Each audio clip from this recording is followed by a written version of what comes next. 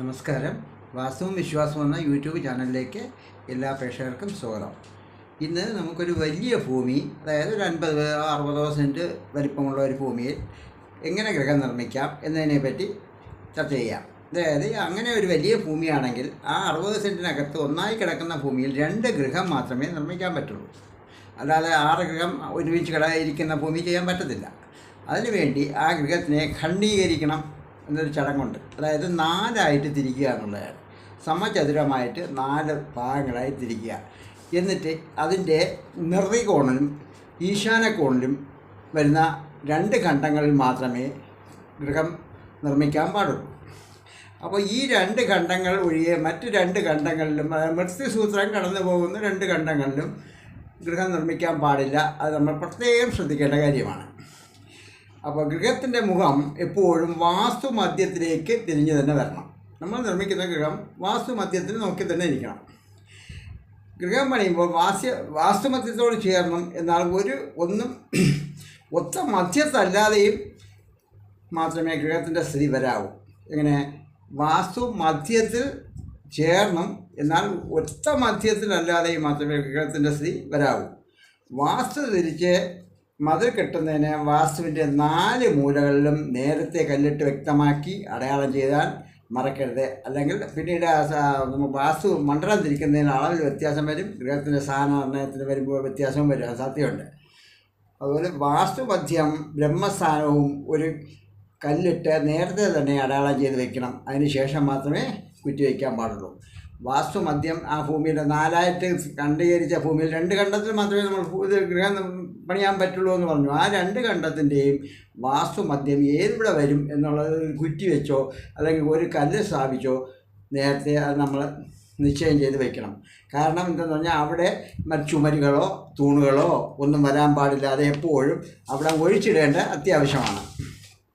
ഇക്കാര്യം ശ്രദ്ധിച്ചാൽ ബ്രഹ്മസ്ഥാനത്ത് തൂണുകളോ ചുമരുകളോ വരാതിരിക്കാൻ എളുപ്പമായിരിക്കും. അതുപോലെ പിശാച വീതി ഗൃഹം കയറി നിൽക്കരുത്. അത് നമ്മൾ കുറ്റി വയ്ക്കും മുമ്പേ ശ്രദ്ധിക്കേണ്ട കാര്യം. 4 വശവും ആ കൃത്യമായിട്ടുള്ള ശാസ്ത്രം പറയുന്നതിലുള്ള അളവ് നമ്മൾ ഒഴിവാക്കി മാത്രമേ 4 വശത്തേക്ക് ചുമരുകൾ കെട്ടാവൂ. അത് കുറ്റി വയ്ക്കുന്നതിന് മുമ്പേ 4 വശത്തും ഒഴിവാക്കേണ്ട സ്ഥലം ഒഴിവാക്കി തന്നെ നിർത്തണം. അതുപോലെ മറ്റൊരു കാര്യം ശ്രദ്ധിക്കേണ്ട, വാസ്തുമധ്യവും ഗൃഹമധ്യവും ഒരിക്കലും ഒരു ബിന്ദുവിൽ വരാതിരിക്കണം. അത് നമ്മൾ പ്രത്യേകം ശ്രദ്ധിക്കുക. ഇതൊക്കെ നമ്മൾ കുറ്റി വയ്ക്കുന്നതിന് മുമ്പ് ശ്രദ്ധിക്കേണ്ട കാര്യങ്ങൾ. ഇതൊക്കെ കുറ്റി വയ്ക്കുന്നതിന് മുമ്പ് ശ്രദ്ധിച്ചില്ലെങ്കിൽ പിന്നെ നമുക്കത് പരിഹരിക്കാൻ പറ്റാത്തൊരവസ്ഥ വരും. എത്ര ഗൃഹ ദോഷമുണ്ടായാൽ തന്നെ അതിനെ ഇടിച്ചു പൊടിച്ച് ചെയ്യുക എന്ന് പറഞ്ഞു കഴിഞ്ഞാൽ അത് ബുദ്ധിമുട്ടുള്ള കാര്യമാണ്. അത് ഉടമയ്ക്ക് അത് സാമ്പത്തിക ബാധ്യത വരുത്തുന്ന കാര്യമാണ്.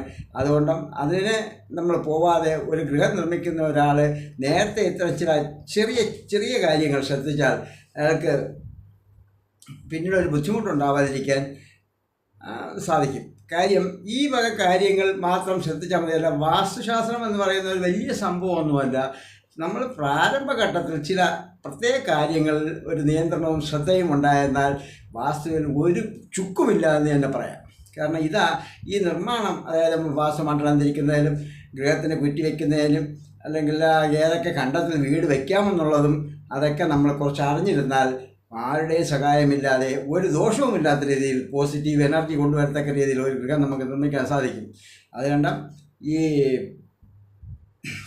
ശാസ്ത്രം പറയുന്ന ഈ വസ്തുതകൾ നമ്മൾ അംഗീകരിക്കേണ്ടിയിരിക്കുന്നു.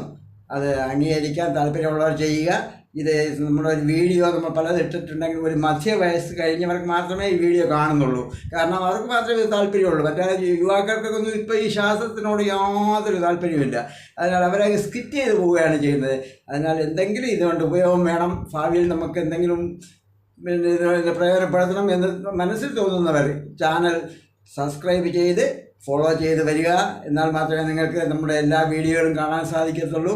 അതുകൊണ്ട് സബ്സ്ക്രൈബ് ചെയ്യുന്ന കാര്യത്തിൽ ഒരു രീതിയിലും ഒരു മടിയും കാണിക്കരുത്. സബ്സ്ക്രൈബ് ചെയ്ത് നമുക്ക് ഒന്നിച്ച് മുന്നോട്ട് പോകാം.